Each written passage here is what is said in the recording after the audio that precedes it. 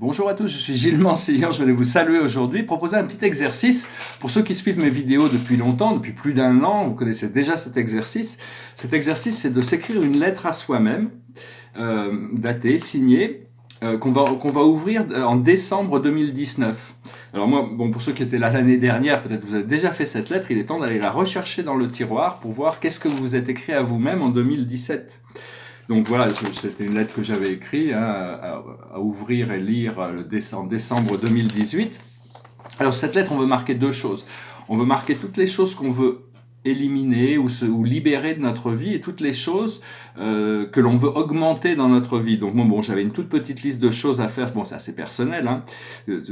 C'était une petite liste de choses à avancer sur la libération, ces choses que je veux libérer. Donc je m'en suis pas trop mal sorti, je suis à peu près à 60%. Et par rapport à toutes les choses que je voulais amener dans ma vie, je suis aussi à peu près à 60%. Donc ça laisse encore de l'espace. Je vais pas rentrer dans tous ces détails parce que bon, c'est assez personnel.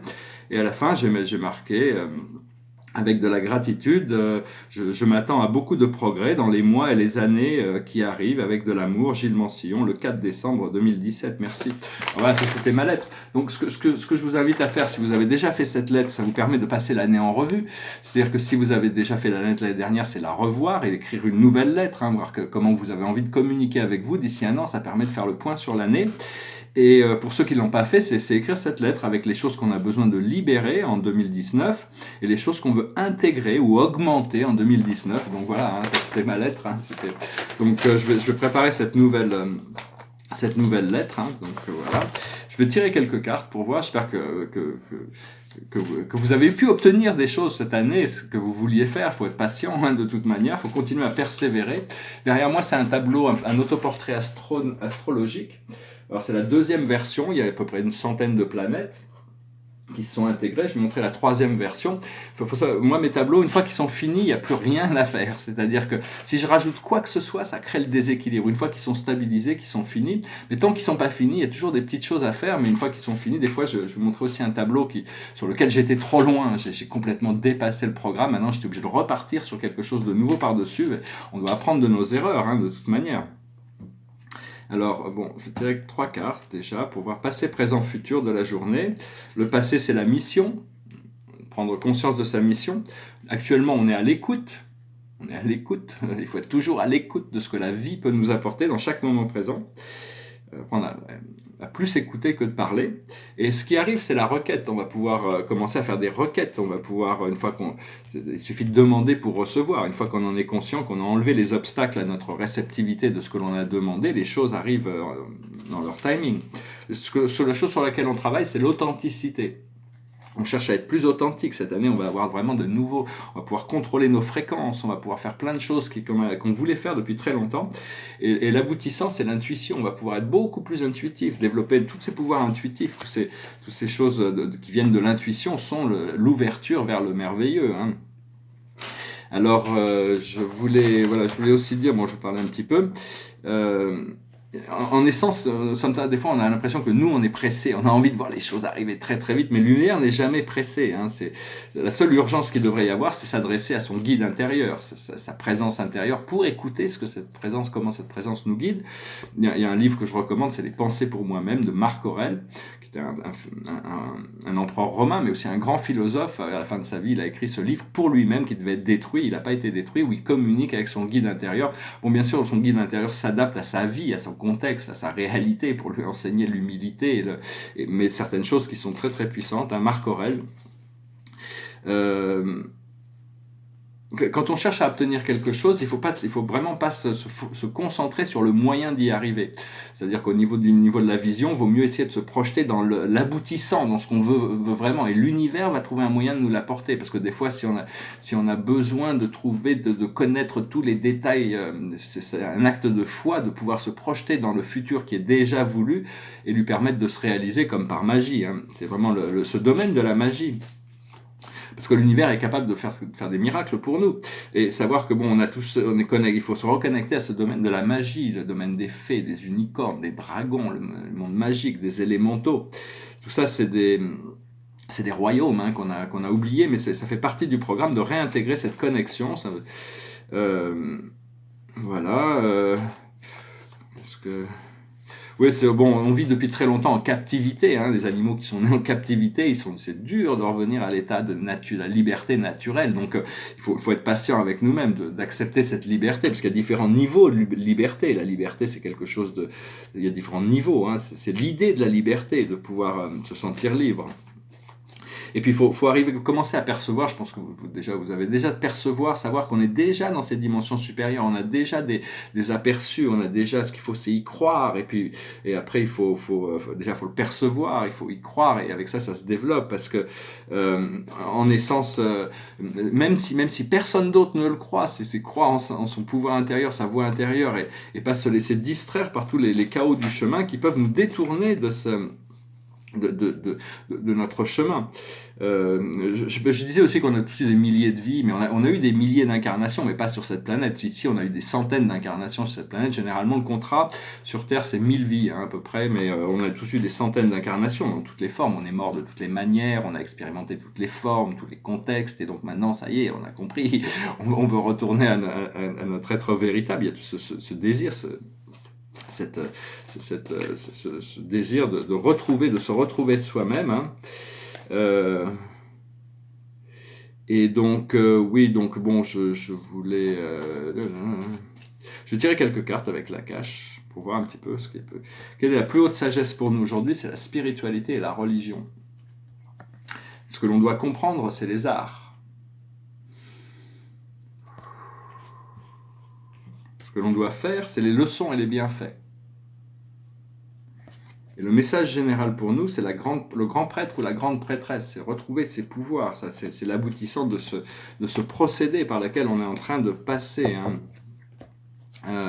Donc bon, il y a une sorte de préparation, il faut commencer à se préparer pour l'inattendu, c'est pas facile. Alors, je voulais montrer un peu les progrès, bon, je voulais montrer un petit peu ce tableau qui est complètement, il n'y a plus rien à faire. Quoi que je fasse sur ce tableau va le déstabiliser parce qu'il est subtil. Tous ces tableaux que je fais, une fois qu'ils sont finis, ils sont finis. Alors je vais juste montrer un petit peu le travail que j'ai fait sur cette nouvelle version, c'est la même chose mais avec 50 planètes de plus qui se sont intégrées. Donc voilà, je continue à travailler sur ce, je vais vous montrer, c'est pas fini, mais il y a 50 planètes de plus, le haut n'est pas résolu aussi non plus. Mais enfin, c'est des tableaux qui sont très intéressants. Bon, maintenant, après ça, la prochaine couleur qui va rentrer, c'est l'orange et le jaune, hein. Je travaille une couleur à la fois, ça va très très lentement. Puis je voulais montrer deux tableaux. Déjà, celui-là, je ne sais pas si je l'ai déjà montré, c'est un tableau assez amusant, c'est une scène. Il y a toutes sortes de choses, bon, il n'est pas fini non plus, hein, mais il y a toutes sortes de choses qui sont dans ce tableau, hein. Il y a toutes sortes de scènes, il y a ce bonhomme ici avec la table qui regarde, bon, c'est une scène, c'est très personnel, hein, qui regarde ces trois personnes, il y a une autre scène là-haut, il y a une autre scène là, ici ça dit Paris, avec AD au milieu qui dit paradis, avec Gilles qui m'amène là. Mais ici il y a une autre personnage avec des seins à l'air, hein, une sorte de panier, l'amour, bon, il y a une sorte de création du monde. Ici il y a un chevalet, il va peut-être devenir une personne, il y a une sorte de roi qui protège le chevalet, et au-dessus d'elle il y a une sorte d'arbre de la vie, hein, avec un lit ici. Bon, il y a toutes sortes de symboles et tout va s'organiser, c'est juste une question d'être un peu patient, il faut que j'aille tout doucement. Et le tableau que j'avais raté, que j'étais trop loin, il était beau, hein, mais j'étais trop loin. Des fois, ça peut arriver, il faut prendre des risques, on apprend de ses erreurs, et une fois qu'on a été trop loin, l'avantage dans l'acrylique, c'est que si on n'aime pas quelque chose, et qu'on voit, on l'efface. C'est-à-dire qu'on prend une éponge et on l'enlève, c'est de la peinture plastique. Alors que dans l'huile, c'est plus difficile. Quand j'aurai un atelier, je vais peut-être me remettre à peindre à l'huile parce que c'est quand même assez marrant. Mais bon, dans un appartement normal, l'odeur de l'huile, c'est trop malsain. Donc l'acrylique est pratique. Donc là, je suis reparti sur quelque chose de complètement différent. C'était un tableau qui était plus ou moins fini. Donc là, j'ai reparti sur une nouvelle trame. Puis il y a toutes ces planètes aussi, là, ces planètes qui sont derrière. Voilà, ça c'est des tableaux qui sont en progrès, hein, c'est des choses sur lesquelles je travaille. Et donc voilà, je vais tirer encore une carte pour le tarot des archanges. Il faut que ça soit, faut célébrer la beauté, le jour. Oh happy days, oh happy days when Jesus was. When he washed our sins away. Oh, happy days. Oh, happy days. Oui, des fois, on peut utiliser toutes sortes de choses pour élever notre fréquence, et toujours penser à quelque chose de joyeux, ou des fois, il y a des musiques qui peuvent nous élever. Chanson de gospel, bien sûr. La carte du jour, c'est la merveilleuse carte du 9 de Raphaël. Faites un vœu. Vos rêves deviennent réalité. Une période heureuse de votre vie. Alors ici, Raphaël, il est sur une plage hein, avec sa lampe magique. C'est comme un génie. Les génies sont là pour... la vie dit toujours oui, donc il faut y croire, il faut s'avancer avec ça. Et je vais finir avec une chanson. C'est une chanson des Beatles. C'est une chanson très profonde, très philosophique, bon, un peu longue à traduire, mais it goes like this. Words are flowing out like endless rain into a paper cup. They slither a while, they pass away, they slip across the universe. Pools of sorrow, waves of joy are drifting through my open mind, possessing and caressing me. Jaguru Diva Home. Nothing's gonna change my world. Nothing's gonna change my world. Nothing's gonna change my world. Nothing's gonna change my world. Images of broken light which dance before me like a million eyes. They call me on and on across the universe. Thoughts meander like a restless wind inside a letterbox. They tumble blindly as they make their way across the universe. Jaguru Diva Home. Nothing's gonna change my world. Nothing's gonna change my world. Nothing's gonna change my world. Nothing's gonna change my world. Sounds of laughter, shades of life are ringing through my open ears, inciting and inviting me. Limitless undying love which shines around me like a million suns, it calls me on and on across the universe. Jaguru Diva Home. Nothing's gonna change my world. Nothing's gonna change my world. Nothing's gonna change my world. Nothing's gonna change my world. Jaguru Diva. Jaguru Diva. Jaguru Diva. Ah, c'est une merveilleuse chanson c'est d'être inspiré, de trouver pour se laisser emporter, traverser l'univers à travers c'est une chanson merveilleuse. Bien que les Beatles n'étaient pas particulièrement spirituels, ils ont écrit beaucoup de chansons sur la liberté de l'esprit, hein, quand même. Alors, je vais tirer une dernière carte avec Rumi pour voir un petit peu. J'espère que vous avez trouvé cette vidéo intéressante. Je vais venir vous saluer. Il y a plein de transformations qui se préparent. Donc bon, on se prépare dignement. On se prépare. C'est la mère divine manifeste, qui se manifeste. C'est toutes les abondances de la terre, la mère terre reconnectée, cet amour de la terre, l'amour du créateur de l'univers, la mère de l'univers. Et donc cette mère terre, cette mère divine, elle est partout présente. Et donc c'est juste, c'est de lui accepter cette abondance, cet enrichissement que la terre nous apporte. Hein. On va apprendre à respecter la terre.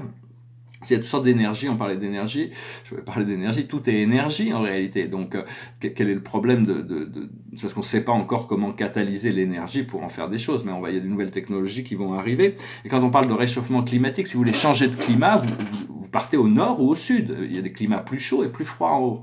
Donc, c'est pas le climat, c'est que le problème, c'est la pollution. C'est ce qui pollue la Terre et qui la fait souffrir.